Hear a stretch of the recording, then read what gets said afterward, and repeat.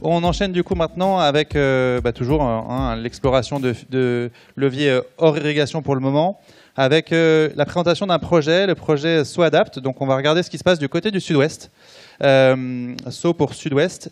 Et cette fois-ci, c'est Camille Guilbert de l'IFV. Bonjour Camille, qui va nous présenter ce projet qui s'intéresse à l'avenir de la viticulture dans le sud-ouest face au changement climatique, avec un exemple d'action commune pour accompagner la production. Ah oui, vous avez rechangé le fond. OK, alors.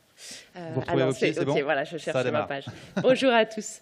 Donc, je suis Camille Guilbert, je travaille à l'IFV du Sud-Ouest et je vais vous présenter aujourd'hui le projet SoAdapt, Sud-Ouest Adapt, qui porte sur la stratégie du bassin sud-ouest, du bassin viticole, face au changement climatique.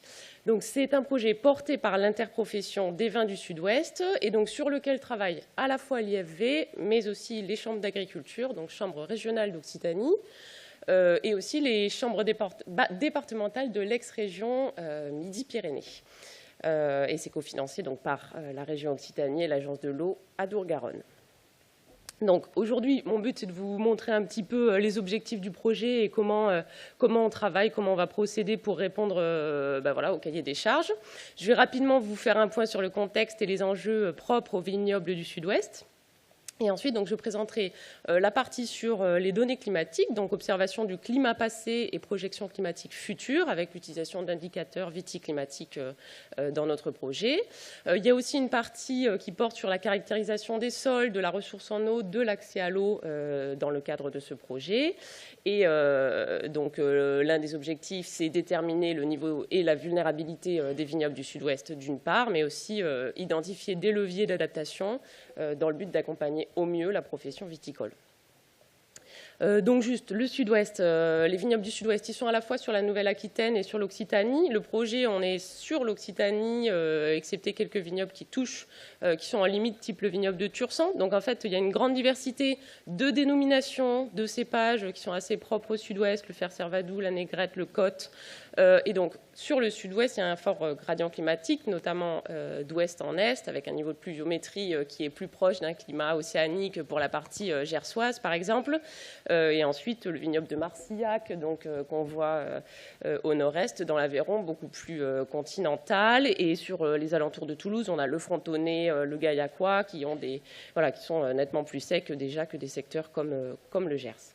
Donc notre but, c'est de produire des résultats très opérationnels, utilisables le plus facilement possible par la profession, par les syndicats des appellations, des dénominations, et d'être à l'échelle de chaque vignoble pour justement privilégier un échange et une applicabilité la plus importante. On comprend, Camille, que c'est une forme de déclinaison opérationnelle et régionale du projet La Cave qui nous a été présenté tout à l'heure. Exactement, c'est utiliser à la fois les supports scientifiques, l'expertise du projet, les résultats du projet La Cave appliqués dans notre cas de figure au Sud-Ouest, c'est ça. Donc sur la partie climatique, en fait, on veut à la fois observer les données du climat passé, alors notamment les données des 20 dernières années, mais aussi les données des projections du climat futur. Donc en fait, sur 20 ans de données, on va se positionner un petit peu partout sur les vignobles du Sud-Ouest, de manière à être un peu représentatif avec des points d'observation météo.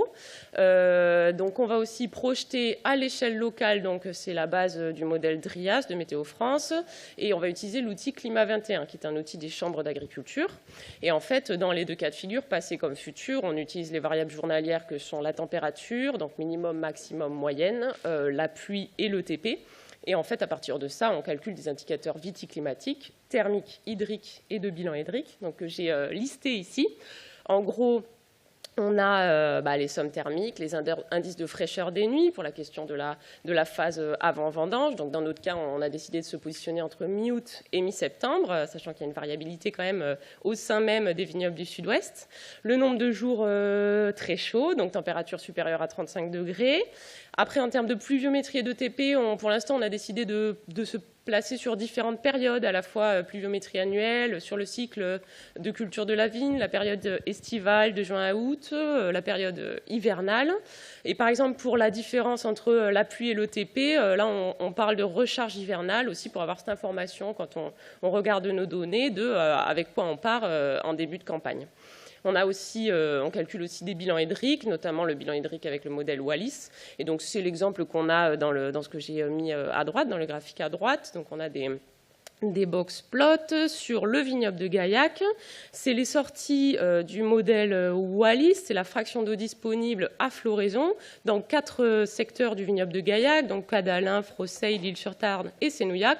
Et donc c'est sur les 20 ans de données qu'on a récupérées, sachant que j'ai mis cette limite à 0,4 qui est le début de la contrainte hydrique pour la vigne, qui pour l'instant, on le voit, n'a pas été... on est en général pas en situation de contrainte hydrique à floraison, ce qui aurait directement un impact sur, par exemple, la fertilité des bourgeons, mais on a déjà quelques cas de figure où c'est arrivé, et donc l'une des questions, ça va être voir pour les projections futures, voir la fréquence d'apparition en fait, de ce type d'événement impactant sur la vigne. Donc c'est vraiment suivre l'évolution de ces indicateurs au sein des vignobles du Sud-Ouest. Concernant l'eau, je vous mets encore une fois 2 exemples. Donc, sur la partie gauche, on a cherché à établir de manière cartographique la réserve utile par secteur. Donc, l'Ouest, encore une fois, c'est le Gers.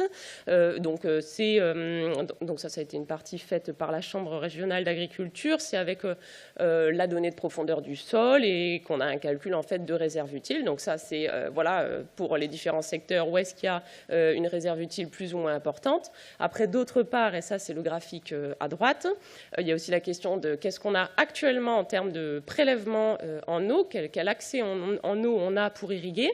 Et donc là, on a l'exemple des points de prélèvement viticulteurs qu'on a récupérés par les OUGC, les organismes de gestion collective, pour l'eau.